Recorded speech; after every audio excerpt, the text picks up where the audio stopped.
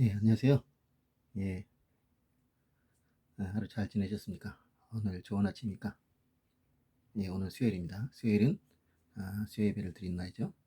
여러분들 교회에서 은혜롭게 수요 예배 드리기 바랍니다. 예, 저는 오늘이 어쩌면 좀 특별한 날일 수도 있습니다. 물론 수요 예배를 드린다는 면도 있지만 좀 특별한 일이 있을지도 모릅니다. 아까 샤워를 하는데 뭔가 좀 감동이 왔어요. 그래서 그것을 해야 되나 말아야 되나 좀 기도를 해야 될 것 같습니다. 만약에 그것이 정확한 응답이라면 오늘 조금 특별한 날이 될 수도 있을 것 같습니다. 혹시 괜찮으시면 뭐 기도도 좀 해주십시오. 예. 예, 저는 이제 어떤 얘기를 들었냐면요. 아, 참 대한민국 사회가 이제 굉장히 많이 변했어요. 이 30년 동안 물론 이제 그 전에도 변했고 아마 세계에서 대한민국만큼 급격하게 변하고 있는 사회도 그렇게 많지 않을 것 같습니다. 그건 뭐냐면 이제 우리가 그 압축 성장을 했고 그 압축 성장하는 과정에서 굉장히 많은 사회 변화를 남들은 뭐 몇백 년씩 걸릴 일을 변화를 갖다가 몇십 년에 뭐 그것도 70년, 80년도 아니고 뭐 3, 40년에 이렇게 거치게 됐어요. 우리가 지금 내가 이제 예를 들어서 1987년에 우리가 민주화 운동이 있었잖아요. 그래갖고 이제 대통령 직선제가 다시 부활되고 헌법이 바뀌고 뭐 이렇게 해서 그 이후로 이제 민주화 시대라고 하는데 그 1987년에 그 민주화 운동과 그 위에 펼쳐진 민주화 시대를 서양의 민주주의하고 비교한다는 것은 조금 어렵습니다. 왜냐하면 서양의 민주주의라는 것은 어떤 단계를 거치냐면 봉건 시대에서 이제 넘어오게 되는데 봉건 시대에는 당연히 민주주의가 없지만 그렇다고 민주주의가 아예 없는 것도 아니에요. 뭐냐 그 귀족들 또는 지주들, 영주들 이런 그 지배계급 그러니까 봉건 시대에는 토지를 가진 사람들이 이제 그 지배계급입니다. 그래서 영주라고도 하고 지주라고도 하고 그 다음에 귀족이라고 하고 귀족이라는 것도 우리가 생각하는 뭐 월급을 받아서 귀족이 되는 게 아니에요. 토지가 없으면 귀족 대접을 받지 못합니다. 그렇기 때문에 어, 그 토지를 많이 갖고 있고 거기서 많은 이제 농로를 거느리고 있고 그래서 이제 많은 수입을 얻는 그것이 이제 귀족이었고 영지였고 또 왕도 마찬가지. 왕도 수입은 기본적으로 그렇습니다. 그런데 이제 이게 어, 토지 수입에만 의존하던 곳에서 이제 어떤 그 제2차 산업, 3차 산업으로 점점 옮겨가게 되는데 예, 그것이 이제 확실히 이루어지는 게 이제 산업혁명이죠. 산업혁명 이후에는 토지에 의한 수입보다 물론 토지 수입도 굉장히 큽니다. 왜냐하면 토지 수입이라는 게 좋은 게 뭐 지금도 마찬가지 아닙니까? 건물주들이 얼마나 안정되게 삽니까? 사실 뭐 비슷한 수입이라면 공장주나 회사 운영자보다는 아마 건물주가 되고 싶을 거예요. 왜냐 공장이나 사업이란 건 언제 망할 수가 있어요. 하지만은 건물주라는 것은 웬만해 가지고 망하지는 않습니다. 뭐 자기가 괜히 쓸데없이 빚 보증을 한다든지 아니면 사업을 벌린답시고 나서 가지고 보증 이제 담보로 했는데 이제 사업이 망했다든지 이런 경우가 아니면 뭐 거의 망할 일이 없습니다. 그러니까 확실히 지금 같은 경우에는 돈을 많이 벌려면 진짜 많이 벌려면 건물주보다는 사업이 낫겠지만 예, 건물주는 그에 비해서 굉장히 안정된 직업이 안정된 수입을 벌일 수 있다는 거죠. 그리고 그러니까 대부분 이제 그 사업을 해서 번 사람들도 그 재산을 관리하기 위해서는 뭐냐? 건물을 사가지고 아니면 땅을 사가지고 그래서 이제 자산을 안정적으로 만드는 경우가 많습니다. 또 우리나라 같은 경우에는 꾸준히 건물값이 올라가기 때문에 집값이 올라가기 때문에 최소한도 물가를 최소한 따라잡을 수 있는 거예요. 그러니까 부동산의 그 가격을 보면은요, 한 10년 단위에 이렇게 한 번씩 곡선이 있습니다. 그러니까 2010년 전후에 한 번 부동산 값이 굉장히 올랐죠. 그러고 나서 2000년대 중반에 완전히 떨어졌습니다. 그래가지고 뭐 하우스포가 어쩌고 하면서 심지어 뭐 한 수입이 한 500만 원인데 한 300만 원을 갖다가 그 아파트 대출금을 받아야 되는 그런 비참한 사람도 있었어요.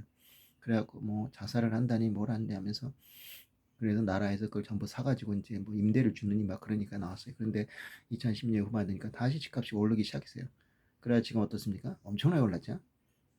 예, 근데 지금 다시 이제 또 이제 침체기면 이제 앞으로 2020년대 중반쯤 되면 또 어느 정도 안정이 되겠는데, 근데 예전처럼 떨어지지는 않을 겁니다. 왜냐하면은 이게 집값이 떨어지는 결정적인 원인은 수요보다 공급이 많아서가 아니라요. 어, 금리입니다. 금리. 그러니까 지금 지난 20년, 2000년부터 지금까지 보면은 금리를 통해서 이를 조절했어요. 금리하고 이 부동산 가격이 정확하게 반대입니다. 그러니까 금리가 올라가면 부동산 값이 떨어지고, 금리가 떨어지면은 부동산 값이 올랐어요. 근데 지금 금리를 내릴 수가 없어요. 올릴 수가 없어요. 왜냐? 이 코로나 경기 때문에 금리를 올렸다가는 전체 경제가 망가질 수가 있습니다.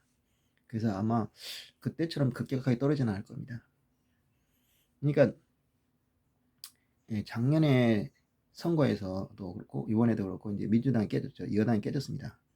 대통령 선거도. 그 이유가 부동산이 따르는데, 그럼 사람들이 생각해보면 그럴 거예요. 잘 모르는 사람들이 보면 이제 부동산 값이 너무 올랐어. 그래서 사람들이 민주당을 안 찍은가. 천만의 말씀 만만의 콩탁입니다. 왜냐?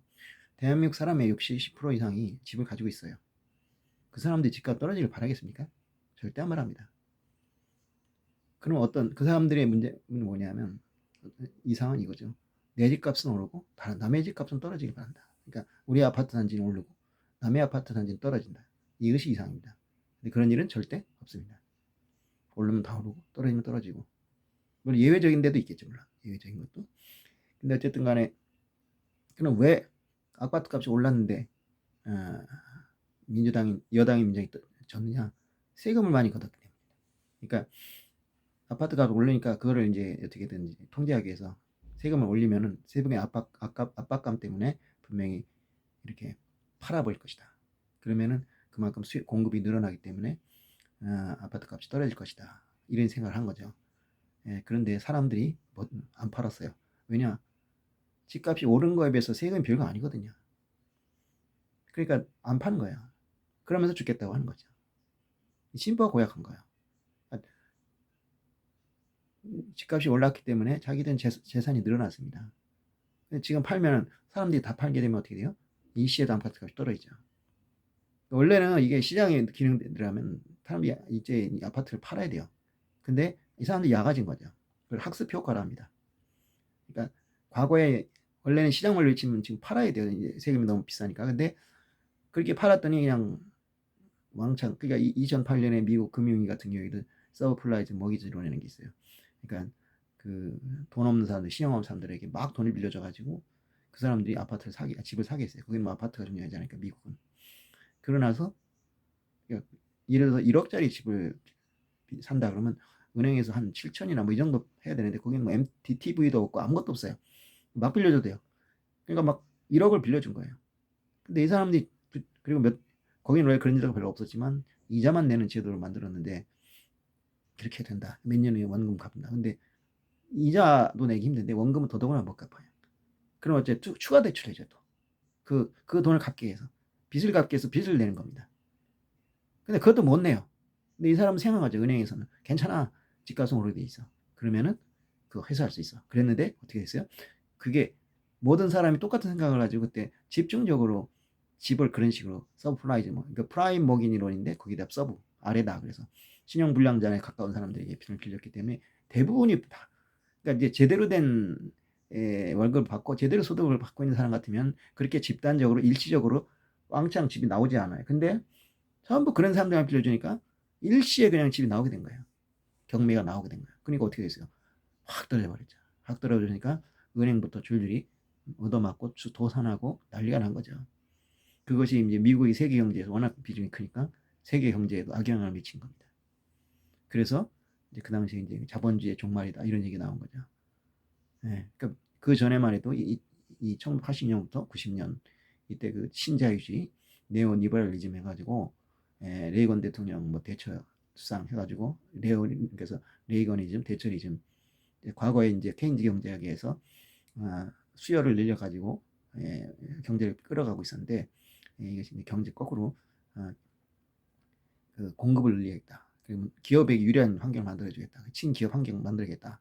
그래서 이제 그 재정 지출을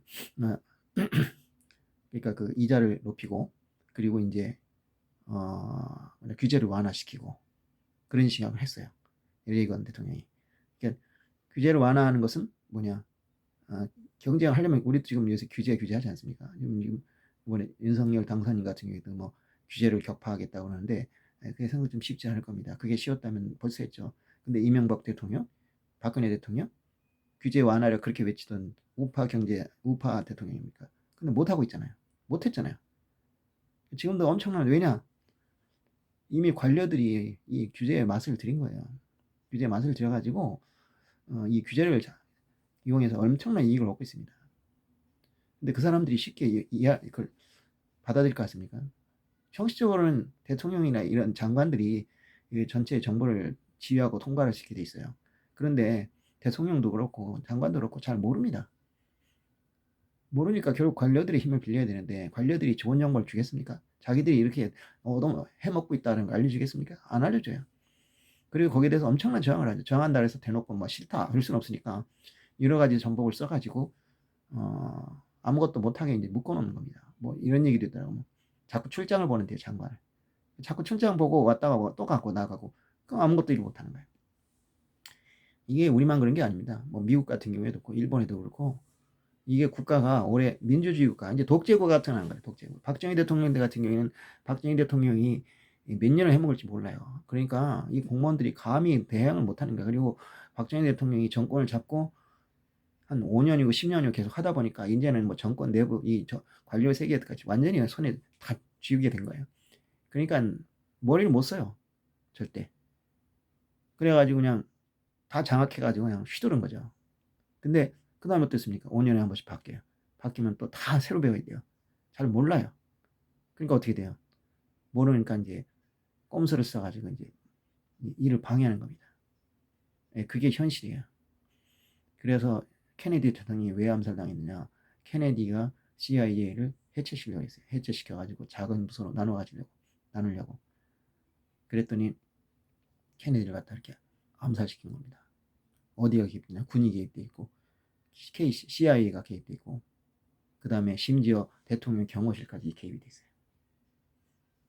케네디가 오스왈드에게 죽었다? 이 개가지 웃을 소리입니다. 그 당시에 거기 모였던 사람들이요. 케네디가 죽을 당시에 그 어느 쪽을 보면서 달려갔어요. 거기서 총소리가 났으니까. 근데 케네디가요 뒤에서 총을 맞았다고 돼 있어요. 그 오스왈드가 있었던 창고가 거기서 총을 쏘면 케네디는 뒤에서 총을 맞게 돼 있습니다. 그런데 총은 앞만에서 맞았어요. 그래서 케네디는 뒤로 넘어졌어요. 총알을 뒤에서 맞았는데 뒤로 넘어진 사람이 어디 있습니까? 당연히 뒤에서 맞으면 앞으로 꼬꾸라져야죠. 그런데 케네디는 뒤로 자빠졌어요. 그리고 총이 맞은 것도 분명히 앞입니다. 심지어 뭐냐면요. 그 운전수까지 총을 쏜 겁니다. 예. 그거는 여러 증언으로 나오고 있어요. 예. 그러니까 운전수라는 건 뭐냐? 경호시라고 한 게 있겠죠. 그 경호원들이 그 경호망을 갖다가 늦춘 거예요. 그 사이에 어디선가 총을 쏜 겁니다. 앞에서. 예. 그러니까 사람들이 그쪽으로 달려간 거예요. 만약에 뒤에서 쐈으면 뒤쪽으로 달렸겠죠. 근데 또 문제는 뭐냐면 그 자리에 있었던 사람들 있잖아요. 대부분 있잖아요. 그 대부분 다 죽어버렸어요. 이상한 인물들이 죽어버렸어요. 근데 딱 한 명만 안 죽었어요. 어떤 사람이냐? 되게 푼수라고 알려진 여자가 있어요. 그래서 아무도 그 사람 말을 안 믿어요. 그 여자만 살아있어요. 왜?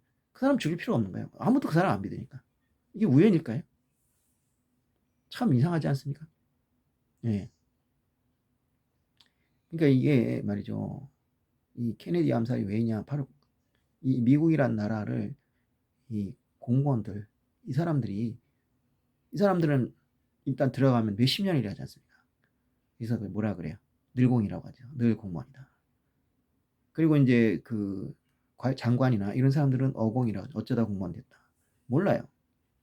이제 김동연 장관 같은 경우는 기획경제부에서 수십 년을 잔뼈를 긁었으니까 했는데 지금 이제 홍만기인가요? 이분도 그런데 이런 분들을 장관을 맡으면 문제점이 있어요. 뭐냐? 다 한 식구거든요. 자기도 그 직 출신이거든. 그러니까 그렇게 과격하게 개혁을 못해요. 그러니까 안 합니다. 왜냐? 뭐 장관을 평생 하는 것도 아닌데 그 가족들 같은 사람을 배신하고 개혁을 했다가 장관 물러나면 자기 밥줄이 끊일 수 있어요. 예? 공무원이나 이런 사람들이 그냥 그 정년 퇴직하고 퇴직금 받아가지고 아니면 또 연금 받아가 얌전하게 사는 사람도 있겠지만 저도 고위 관료까지 한 사람이라면 이제 낙하산을 바라게 됩니다. 낙하산이 훨씬 솟죠. 예를 들어 교갑을 했다. 그럼 대학 총장을 시켜줘요. 대학 총장의 연봉이 몇 억이에요. 그렇게 해서 떵떵거리고 사는 거예요. 근데 왜 배신합니까? 검찰은 더하죠. 검찰에서 옷 벗고 나왔다. 문제없이 나왔다. 그러면은 이제 소위 말하는 전관예우라는 게 그래가지고 검찰의 전관예우는 대단해요. 내가 기소를 하느냐 마냐를 검찰이 쥐고 있죠. 그러니까 여러분이 만약 피의자다. 어떤 사건의 피의자, 범인으로 돼 있다. 그럴 때 가장 이상적인 것은 재판도 안 받는 겁니다. 그냥 무마돼 가지고 끝나버리는 게 최고로 좋습니다. 재판받아 무죄 받는 것도 쉬운 거 아니고 또 그까지 얼마나 힘드니까 또 얼굴도 팔리죠. 그러니까 그렇게 하면 이제 돈을 많이 주면은 그게 가능하다. 왜냐? 그냥 뭉개버려요. 기소 안 하면 끝납니다. 기소 안 한다고 누가 뭐 할 수 없습니다. 그럼 이제 정관이라 가서 내가 이 사건을 이렇게 맡았다. 그래가지고 이제 그또 액수에다 틀려. 1억 원을 주면 뭐 집행유예를 시켜준다. 2억 원을 주면은 무죄 방면한다. 3억 원을 주면 그냥 기소 안 한다. 근데 이제 1억을 줬어. 그럼 이제 그렇게 맞춰서 해요. 그래서 실제로 정확하게 그 액수대로 나옵니다. 이게 현실이에요. 검찰 같은 경우에도 이제 공무원이니까 공무원이로서 이제 자기들끼리 어떤 권력을 검찰에서 몇십 년 있으면서 서로 네트워크를 만들고 그리고 이제 변호사라는 건 말하자면 이 검찰 관련된 업자라고 하시죠. 그 업자들과 하나가 돼가지고 움직이는 거예요. 그래서 엄청난 이익을 챙기는 거죠. 다른 데서는 이제 어떤 공기업이나 이런 데 들어가고 아니면 민간 기업에 임원으로 가고 그 대신에 이제 그 사람하고 이제 그 해당 부서가 서로 짝짝꿍이 돼가지고 이제 봐주고 그래서 엄청난 돈을 챙기고 이런 이제 엄청난 모피아, 관피아 이런 거예요. 그 카르텔을 깨려고 하는 건 쉽지 않습니다. 그러니까 그거는 박정희나 전두환 같이 그냥 절대 권력 가지고 있어가지고 뭐 법이고 뭐가 없다 그냥 니들 죽으려면 환장을 해라 하는 식으로 그냥 정보부 지하실에다 그냥 갖다 놓고 그냥 전기고문 물고문 해가면서 하면 그 버틸 수가 없죠. 그럼 이제 어쩔 수 없이 이제 내놓게 돼 있어요.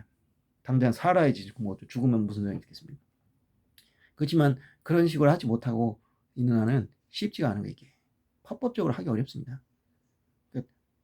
뭐 직권남용이란 그 법이 있어요. 직권남용 같은 건 진짜 엄청나게 애매한 법이죠. 어디까지가 직권남용이냐 이거야. 그러면 이제 코에 걸면 코골이고 귀에 걸면 귀걸이에요.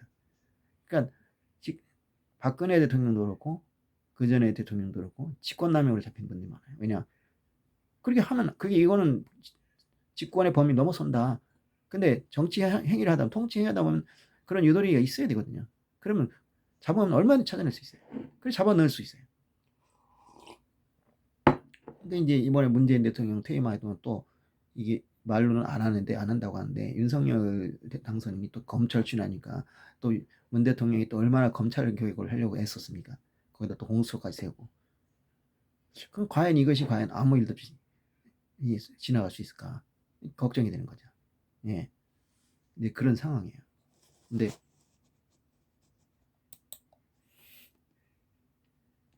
어쨌든 간에 이번 이 대선 후에 지금 또 이제 그 용산으로 옮기느냐 마느냐 이런 문제 가지고 지금 싸우고 있는데 어쨌든 간에 이 나라에 이 개혁이 필요한데 그러려면 그렇다고 지금 다시 독재를 할 수도 없고 말이죠. 사실 독재를 하면 되긴 돼요. 근데 독재를 할 수가 없잖아요. 그러니까 결국은 뭐냐 정치가들은 힘이 없고 이 공무원들이 이 나라의 돈을 지금 좌지우지하고 있는 거예요. 그래가지고 근데 이게 과연 뭐 윤석열 대통령 다를까? 다르지 않다고 저는 봐요. 예. 뭐 어쨌든 얘기가 좀 길어졌는데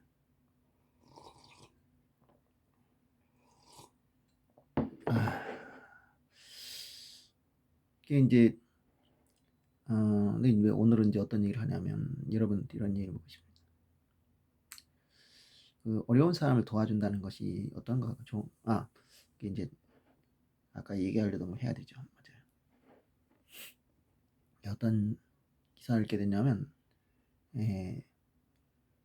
어떤 사람이 이제 그 자기 친척 아이한테 이제 뭐 대학 입시니 뭘 물어봤나 봐요. 취업을 물어봤는지. 근데 그것 때문에 좀 문제가 되는 모양이야. 근데 요새들은 뭐냐면요. 물어보는 것 자체를 갖다가 나쁜 짓이라고 생각하고 있어요. 그러니까 너 이번에 졸업했는데 취업은 어떻게 됐냐? 아니면 뭐 대학 입시 왔더니 어디 갔냐? 이런 거 물어본 것 자체가 완전히 나쁜 짓으로 생각하게 돼 있어요. 그러니까 옛날에는 그것이 상대방에 대한 관심이었고 애정 표현이었는데 지금 그런 걸 하면은 오히려 욕을 먹습니다. 그래갖고 뭐라고 하냐면 그거를 왜 물어보느냐 본인한테. 알아볼 수 있으면 얼마든지 알아볼 수 있는데. 그러니까 참 씁쓸을 하더라고요. 이제는 조카한테 뭐 물어보는 것도 안 되는구나. 근데 또 그러면 아예 그렇다 그래서 아예 안 물어보고 모른 척하면 되냐? 그랬지만도 않아요. 예를 들어서 내 아들이 서울대에 갔어요. 서울대 의대를 갔어요. 근데 아무도 안 물어봐. 그것도 뭐 무심하게 보이지 않겠습니까? 또 서운해할까 또 그건 또. 아니 뭐 본인이 떠들겠죠. 우리 아들 서울대 의대 갔다 그러겠죠. 근데 그런 것까지 물어보지 못하고 그거를 어떻게 알아보라 따로 그러는데. 근데 생각을 해보십시오. 알아보면 어디서 알아봅니까? 뭐 경찰 가서 알아봐요? 도서관 가서 알아봐요? 결국은 누구한테 물어봐야 돼요? 본인이 아니면 본인 부모한테 물어봐야죠. 만약에 내 동생이다. 그럼 내 동생한테 물어봐야 돼요. 그러면 그 동생은 자존심이 안 상합니까? 내 아들이 뭐 어디 지방의 어떤 지잡대에 들어갔다. 그러면 본인이 창피하겠지 하지만 뭐 그 아버지는 창피하지 않겠습니까? 누군가는 창피를 받아야 돼요. 만약에 그게 창피라면. 근데 그걸 물어봤다고 그걸 갑질이다 아니면 꼰대다 이렇게 한다는 게 참 슬픈 거 아닙니까? 취업을 했다. 그리고 결혼도 그렇고. 왜 그런 걸 물어보는 걸 싫어하게 될까요? 이런 걸 한번 생각해 볼 수 있다. 근데 그런 것도 용인하고 있어 지금. 그러니까 뭐냐면은 내가 생각하기에는 보다 건전한 방향은 그런 걸 물어봐도 나는 그 물어보는 사람을 비난할 게 아니라 그런 걸 물어볼 때 상처받는 사람들에게 충고를 하는 게 나을 것 같아. 뭐냐? 그런 거를 너무 두려워하지 말라. 그게 왜 창피하냐? 사람이 잘할 수도 있고 못할 수도 있지. 이렇게 해서 물어보는 사람들에게 당당하게 대답할 수 있도록 만드는 게 훨씬 난 바람직하다 생각해요. 그렇지 않나요? 그러니까 그거를 갖다가 싫어하고 두려워한다는 것은 본인이 건전한 정신을 가지고 있는 건 아니에요. 그건. 자기가 당당하게 생각하고 있으면은 그거를 두려워할 이유가 없습니다. 근데 그렇게 못해요. 근데 생각을 해보십시오. 왜 그런 문제가 되느냐? 이 세상에 이 사람들 입을 다 막을 수는 없어요. 그럼 누군가는 틀림없이 얘기를 하게 됩니다. 그리고 살다 보면은 자기 마음에 안 드는 얘기를 누군가는 분명히 하게 돼 있어요.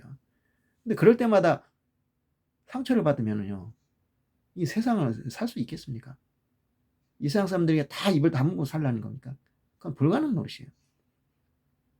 근데 회사에 들어가면 또 뭐라고 들으면은 또 그것 때문에 상처를 받아요. 받을 수 있죠. 우리라고 상처 안 받았겠어요? 그럼 그걸 이겨낼 방법을 생각해야 되는데 그게 아니고 입을 다물어라. 잔소리를 하지 말라. 야단을 치지 말라. 이런 식으로 해요. 어떻게 그렇게 일을 해요? 어? 학교에서도 야단치지 말라. 엄마 아버지도 애들 야단치지 마라. 뭐 때리지 말라.